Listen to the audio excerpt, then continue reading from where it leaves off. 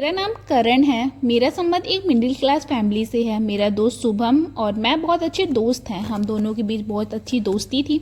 शुभम मुझ पर जान देता था और उसने भी मुझे कभी महसूस नहीं होने दिया कि वो मेरा दोस्त है। वो मेरे भाइयों की तरह था। मुझे किसी भी चीज़ की ज़रूरत पड़ती थी वो हर चीज़ मुझे दिलवाया करता था, चाहे वो कितनी भी महंगी क्यों ना हो। इसलिए मुझे शुभम की दोस्ती अच्छी लगने लगी थी और उसका साथ मुझे अच्छा लगता था। ऐसा नहीं था कि शुभम से मेरा संबंध कुछ दिन का था या फिर कुछ महीने का था। हमारा स्कूल से लेकर कॉलेज से लेकर यूनिवर्सिटी तक हम सब बचपन से एक साथ बड़े हुए हैं और उसमें जो भी चीज़ कहता था वो मुझे फ़ौरन उस चीज़ के लिए हाँ करता था, कभी मना नहीं करता था। वह मुझे हर हाल में वह चीज़ कहीं से भी लाकर देता था, चाहे वो कितनी भी महंगी क्यों ना हो, सूट हो या फिर महंगे से महंगे मोबाइल फ़ोन, जूते, घड़ी, वो हर चीज़ मुझे दिलाया था। और उसने कभी भी बदले में मुझे कुछ भी नहीं मांगा था। मैं भी शुभम से बहुत प्यार करता था, उसे दिल से अच्छा दोस्त मानता था। यूं ही बचपन से लेकर कॉलेज तक हमारी दोस्ती बनी रही और फिर एक दिन उसकी ज़िंदगी में एक लड़की आई। बहुत प्यार करता था। शुभम से सुना था कि वो इतनी खूबसूरत है कि भगवान ने उसे खुद अपने हाथों से तराश कर बनाया है। शुभम उसकी तारीफ करता नहीं थकता था। वो चाहता था कि उस लड़की से उसकी शादी हो जाए, लेकिन वो लड़की हमारी यूनिवर्सिटी की नहीं, तो वो किसी और यूनिवर्सिटी में पढ़ती थी और शुभम ने उसे कहीं देखा था। शुभम उसे कई बार अपनी मोहब्बत के इजहार भी कर चुका था, लेकिन वह लड़की नहीं मानती थी। दोनों के बीच मतभेद था और मैं शुभम से कहता था कि वह लड़की कभी नहीं मानेगी तुमसे शादी के लिए, क्योंकि ये लोग अपनी बिरादरी से किसी दूसरी बिरादरी में शादी नहीं करते हैं। ये लोग बहुत ही सख्त होते हैं। फिर भी शुभम नहीं मानता था। वह कहता था कि मैं इसे अपना बनाकर ही रहूंगा। वह किसी भी सूरत में उसे हासिल करना चाहता था। मैंने अभी तक उस लड़की को नहीं देखा था, बस शुभम के मुंह से उसकी बातें ही सुनता रहता था और मैंने कभी इस बात से दिलचस्पी भी नहीं ली कि उसे देखो। या फिर हमारी यूनिवर्सिटी में सब लड़के शुभम से बहुत मजाक उड़ाते थे कि अपना दिल दूसरी जात की लड़की को दे रखा है, और वह तो हमारी यूनिवर्सिटी की भी नहीं है। क्या हमारी यूनिवर्सिटी की लड़कियां कम पड़ गई थी जो शुभम को दूसरी यूनिवर्सिटी की लड़की के पास जाना पड़ा। यूनिवर्सिटी की खूबसूरत से खूबसूरत लड़कियां शुभम की दीवानी थी, क्योंकि वो इतना अमीर और हैंडसम। सभी लड़कियां कहती थी कि शुभम हम सब में क्या कमी है जो तुमने उस लड़की को दिल दिया। सारे लड़के शुभम के पैसे और उसकी खूबसूरती के दीवाने थे। यह बात तो मैं जान चुका था कि उसके साथ रहकर कि दुनिया में जीने के लिए पैसे की बहुत ज़्यादा ज़रूरत है और पैसे वाले की बहुत अहमियत है, क्योंकि मैं देखता था कि अक्सर यूनिवर्सिटी के सब लड़के शुभम के पीछे होते थे। वो चाहते थे कि शुभम हमसे दोस्ती कर ले और लड़कियां भी यही चाहती कि शुभम उनको गर्लफ्रेंड बना ले। शुभम की तरह लड़के सब उसको देखते थे, मेरी तरफ कोई भी नहीं देखता था। शायद मैं मिडिल क्लास फैमिली से बिलोंग करता था, इसलिए कि मैं कम हैंडसम नहीं था।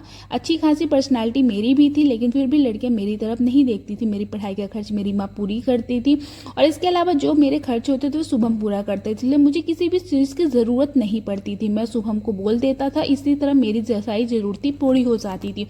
शुभम की फैमिली में सिर्फ उसका एक भाई और एक बहन उसके माँ बाप, जबकि मेरी फैमिली में मैं माँ और 4 बहनें थी। मेरी सगी माँ थी। मेरे पापा बहुत पहले ही हमें अकेला छोड़कर इस दुनिया से जा चुके थे। उनको कैंसर हुआ था। हम उसका इलाज नहीं करवा पाए थे। अपनी गरीबी की वजह से मेरी 2 बहनों की शादी हो चुकी है, 2 का घर अभी बसना बाकी है। दोनों बहनें अपने घर का खर्च चलाती हैं। दोनों ने अपनी पढ़ाई पूरी करने के बाद जॉब कर लिया। मेरी माँ भी सिलाई कढ़ाई करके अपने घर का खर्च चला लेती हैं। और जैसे आपको बताया कि मेरे खर्च शुभम ही पूरे कर देता, इसलिए घर की थोड़ी बहुत जो बचत हो जाया करती थी, जो मुझे पैसे मिलते थे वो माँ देती थी। उसको बुरे समय के लिए बचा कर रखता था। मैं शुभम के साथ अक्सर खाना भी बाहर खाता था। उसी तरह फरमाइश करता था, आज यह खाने चलेंगे, आज वह खाने चलेंगे। मेरी माँ बताया करती थी मैं बहुत ही मुरादों से पैदा हुआ हूँ। 4 बहनों के इकलौता भाई थे, इसलिए घर में मेरी हर इच्छा का मान रखा जाता था। मेरी खुशी को सबसे पहले प्राथमिकता दी जाती थी। मेरी हर इच्छा पूरी होती थी। मैं घर का लाडला था, इसलिए मुझे अपनी बात मनवाने का बहुत भी शौक होता था। शुभम बहुत परेशान रहने लगा कि मुझे दिन रात ही कहता था कि उस लड़की के बिना अब मेरा गुजारा नहीं हो रहा। उसमें बस यह था कि एक बार उस लड़की से बात कर ले, उसे अपने दिल की बात कह दे, लेकिन वह लड़की उसे मौका ही नहीं देती थी। शुभम कुछ भी कहे, उसकी पढ़ाई पूरी होती, वह गाड़ी लेने आई और गाड़ी में बैठकर चली जाया करती थी। मुझे अब अपने दोस्त की हालत देख ही नहीं जा रही थी। मैंने सोचा कि आज उस लड़की से कैसे भी करके खुद बात करता हूँ, क्योंकि शुभम उसकी मोहब्बत करता था। मैं शुभम को लेकर यूनिवर्सिटी गया। उस लड़की के बाहर आने के इंतजार करने लगा। शुभम मुझे बहुत रोक रहा था, यार रहने दो, आज नहीं बात करते। बस किसी लड़की का रास्ता रोककर उससे बात करना ठीक नहीं है।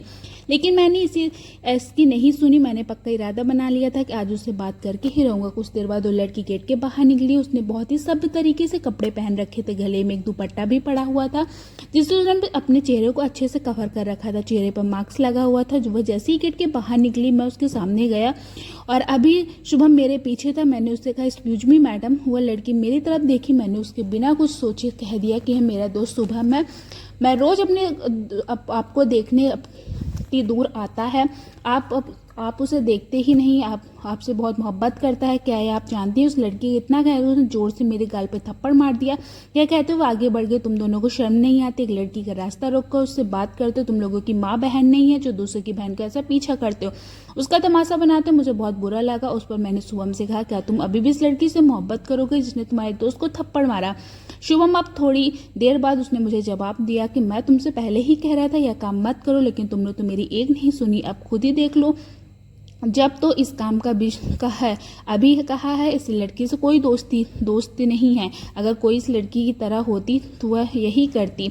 शुभम ने कहा। मुझे तो खुशी हुई उसकी सोच देखकर, तो मैं उससे जवाब देने लगा, यह यार दोस्त वाह रे, तुम्हारे जैसे महबूबा अपने दोस्त को थप्पड़ लगवा कर कहता है कि उससे अच्छा काम किया। मैं अपने गाल पर हाथ रखे और कह रहा था जबकि वह हंस रहा था, मेरा मजाक उड़ा रहा था। इस बात को अपने घर पर जिक्र किया कि वह एक लड़की से पसंद करता है, फैमिली उसके साथ भी। तो वह लोग उस लड़की के घर रिश्ता लेकर जाने के लिए तैयार हो गए। घर का सबसे बड़ा बेटा था। वो लोग चाहते थे कि शुभम चाहता था कि जल्द से जल्द शादी हो जाए, इसलिए उसके घर वाले भी तैयार हो गए। अगले दिन वह लड़की के घर जाएंगे उसका रिश्ता लेकर। शुभम को इस बात पर विश्वास था कि उन लोगों के पास इतना पैसा है कि लड़की के घर वाले इनकार की कोई वजह ही नहीं रहेगी और वो लोग, लेकिन ऐसा नहीं हुआ। मुझे यह बात बहुत अजीब लगी कि शुभम की फैमिली उस लड़की के घर गए। उस समय उस लड़की के घर पर उसके चाचा और चाची और एक लड़का था। बातचीत के बाद शुभम के पापा ने कहा कि अपने बेटे के लिए अपनी बेटी का रिश्ता चाहिए। थोड़ी देर के लिए वो सोच में पड़ गए, खामोश हो गए। उसके पापा ने उनको विश्वास दिलाया कि आप हमारे घर में आपकी बेटी बहुत खुश रहेगी। अपनी बहुत तारीफ की, हमारे पास किसी चीज़ की कमी नहीं, हमारा बिजनेस बहुत बड़ा फैला है, इस वजह से आपकी बेटी को हमारे घर में पैसे की कमी की तंगी नहीं होगी।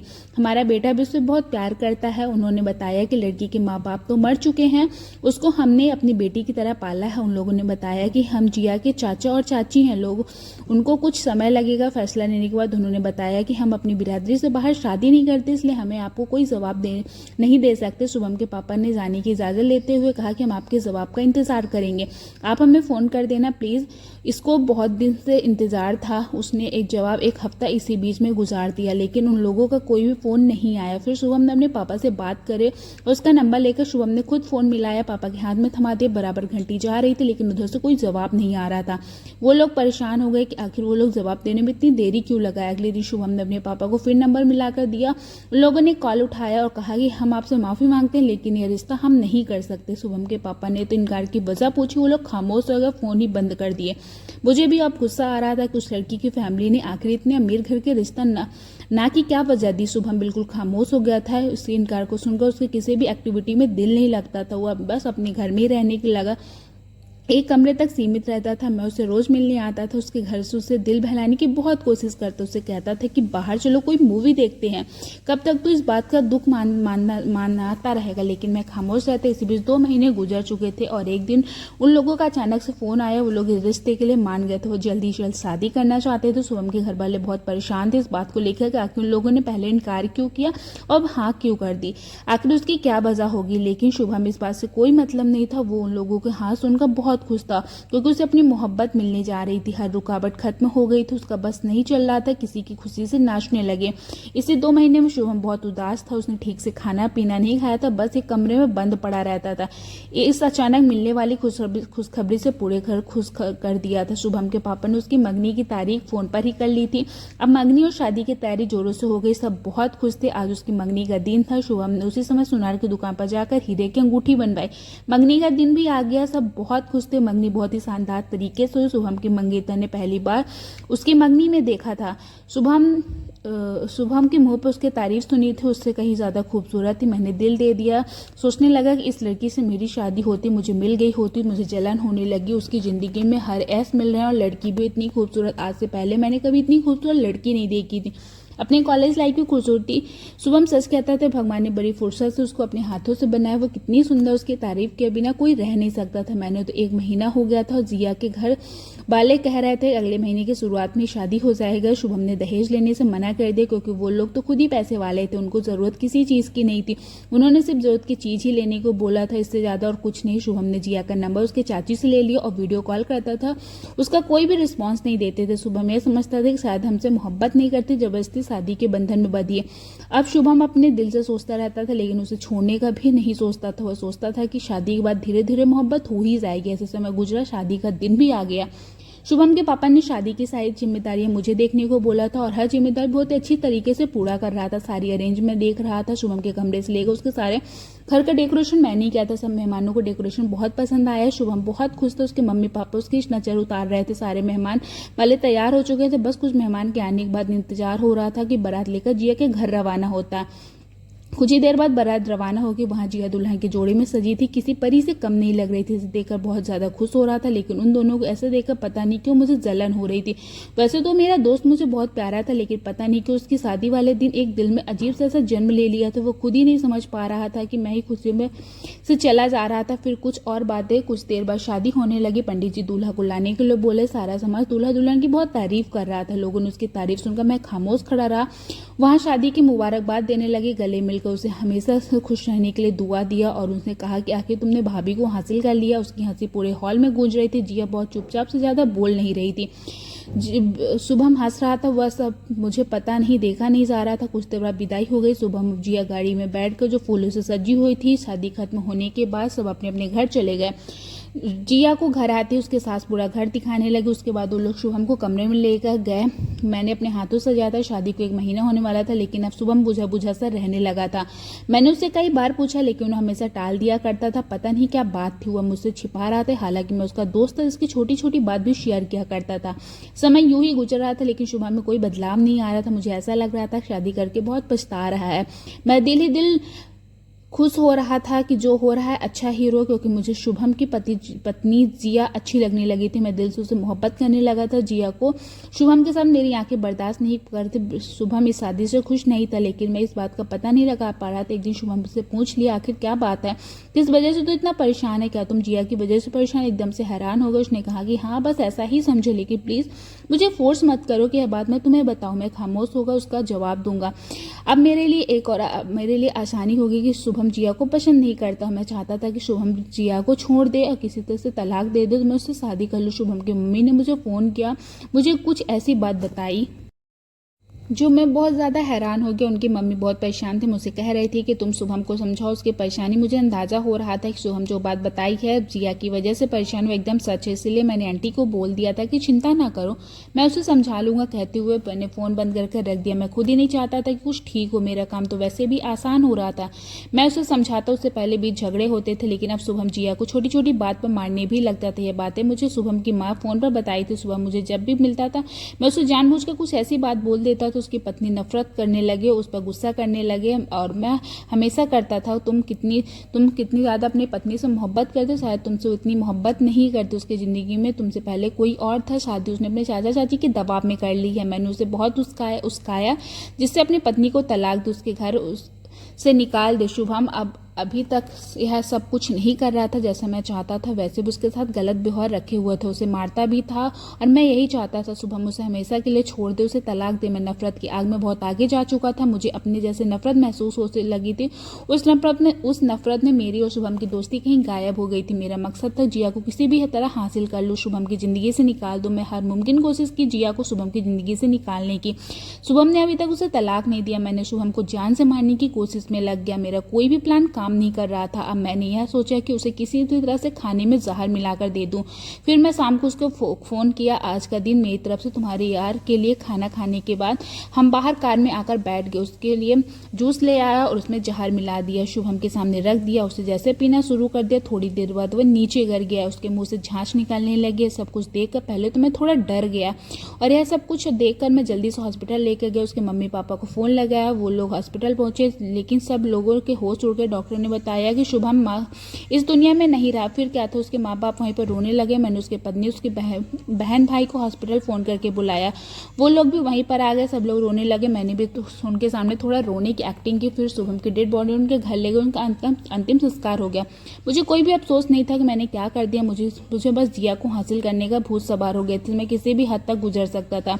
मेरा प्लान कामयाब हो गया। शुभम को गए अभी 4-5 महीने हो चुके थे। अब शुभम के माँ बाप ने सोचा कि जिया भी जवान, उसकी शादी कहीं और कर देनी चाहिए। जिया के सास ने उसके लिए रिश्ता देखना शुरू कर दिया। मैंने उसे कहा कि आपको कहीं भी रिश्ता देखने की ज़रूरत नहीं है, जिया से मैं ही शादी कर लूँगा। उन लोगों की इस बात से कोई एतराज़ नहीं था, क्योंकि मैं शुभम को बचपन का दोस्त था। वह मुझे बहुत अच्छी तरह से जानते थे और मैं उसके घर का मेंबर भी था। शुभम के माँ बाप ने जिया से अनुमति ली। जिया शादी के लिए राजी नहीं हो रही थी, लेकिन शुभम के माँ बाप ने जिया को समझाया कि बेटा तुम जवान हो, तुम्हारी आगे की पूरी ज़िंदगी पड़ी है, तुम्हें शादी कर लेनी चाहिए। और फिर करण बहुत ही अच्छा लड़का है, तुम्हें हमेशा खुश रखेगा, तुम यहाँ कर जाओगे। तुम्हारे चाचा माँ बाप सगे नहीं है, चाचा को अपना घर, चाचा चाची ने घर से निकाल दिया। जिया ने मेरी शादी से सिंपल तरीके से हो गई। जिया को पाने के लिए मैं अपने दोस्त की जान ली, लेकिन आज मेरा मकसद पूरा हो गया था। जिया मेरी बन गई थी। आज मेरे सुहागरात का दिन, मेरे दिल में तूफान चल रहा था। जिया का खूबसूरत बदन मेरी बाहों में था। यह सोचकर मेरे दिल में अजीब से गुदगुदी हो रही थी। मेरी बहन, मेरी माँ बहुत खुश थे, क्योंकि शुभम के माँ बाप ने जिया की शादी बहुत ही खुश थे, क्योंकि शुभम के माँ बाप ने जिया की शादी बिल्कुल एक बेटी की तरह की थी। ढेर सारा दहेज भी दिया था। एक तो इतनी खूबसूरत, ऊपर से ढेर सारा दहेज। मेरे घर वाले बहुत खुश थे। शादी की रात आई। मेरी बहन जिया को सजाकर दुल्हन बैठाकर मेरे कमरे में बैठा दिया। अपने जज्बातों को लेकर कमरे में दाखिल हुई, लेकिन अंदर का दृश्य देखने लायक था, क्योंकि जिया सामने बैठकर दुल्हन की बजाय कफन ओढ़कर लेटी हुई थी। मैं उसके पास गया, दिल धड़क गया। ये सब क्या है? जिया कफन ओढ़ रखी। मेरे दिल को अफसोस होने लगा। शुभम की मौत की याद में अपने कफन डालकर लेते। शायद यह शुभम को याद करने का अपना एक अलग तरीका। मैंने जिया को आवाज दिया, ये सब क्या है? जिसका दुख तुम्हें शुभम की मौत का है, क्योंकि शुभम मेरा भी दोस्त था, लेकिन अब इस दुनिया में जा चुका है। अब हम एक नए रिश्ते में आ चुके हैं। तुम्हें ये सबको भूलना होगा, अपनी याद से उसको निकालना होगा। हम अपनी एक नई जिंदगी की शुरुआत करते हैं। जिया ने कहा कि मैं यह सब शुभम की याद में नहीं कर रही, मैं हमेशा ऐसा ही करूंगी।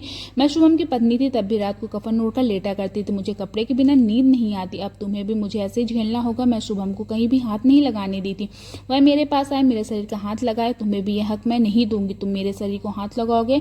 और न शुभम से शादी करने के लिए तैयार थी, न तुमसे। शुभम के साथ मेरे चाचा ने शादी करवा दी, तुम्हारे साथ सास ने जबरदस्ती शादी करवा दी। मैं दोनों शादियों के खिलाफ थी। शुभम बातें सुनकर मेरे सर पर जिया की बातें सुनकर मेरे सर पर आसमान गिर पड़ा। मुझे नहीं पता था शुभम जिया के बीच की लड़ाई के रिश्ते की वजह क्या था। जिया की मोहब्बत को पा तो लिया, लेकिन उसने हाथ नहीं लगा पाई। मेरा दिल खून के आंसू रो रहा था। यह सब मैंने क्या कर दिया? अपनी जान से प्यारे दोस्त की जान ले ली। मैंने जिया से कह दिया सब गलत है। अब तुम्हें मेरी पत्नी हो, मेरा तुम पर पूरा हक है। तुम्हें इस तरह कफन ओढ़कर नहीं सो सकती। तुम्हें पत्नी होने का हक मुझे देना होगा। लेकिन उसने कहा तूने मेरे शरीर को कफन को हटाया तो मैं खुद को खत्म कर लूंगी। उसके बाद सुनकर मैं डर गया। मुझे एक साइड लिटा दिया। मेरी शादी को 10 दिन गुजर चुके थे। जिया रोज रात को कफन ओढ़कर सोती थी। पूरी रात मेरा दिलदार मेरे साथ रहता था। मुझे लगता था कि जिया कोई दिमागी मरीज है। जिया की इस हरकत की वजह से बर्दाश्त नहीं कर एक रात मुझे बर्दाश्त नहीं हुआ। मैंने कफन ओढ़ कर सो रही थी। मैंने गुस्से से फेंक दिया। बेखबर सो रही थी, उसको कुछ होश नहीं था। उसका खूबसूरत बदन मैंने अपने बाहों में भर लिया। मेरा हाथ लगाते उठ गई। मुझे खुद से छुड़ाने की कोशिश करने लगी, लेकिन मेरी पकड़ मजबूत थी। वह मेरे बाजू से निकल नहीं सकती थी। लेकिन यह क्या, जैसे मेरा हाथ उसके पेट पे पहुंचने लगा मुझे अजीब सा महसूस हुआ। मुझे अपनी उंगलियों के नीचे महसूस हुआ जैसे जिया की नाइटी हटाकर देखा, उसके पूरे पेट पर जीवन नाम लिखा हुआ था। ऐसा लग रहा था जैसे किसी ने नकुली चीज से उसके पेट पर निशान बना दिया और अपना नाम लिख दिया। मैंने बहुत आराम से उसके पेट को देख रहा था और सारे राज सामने खुल गया।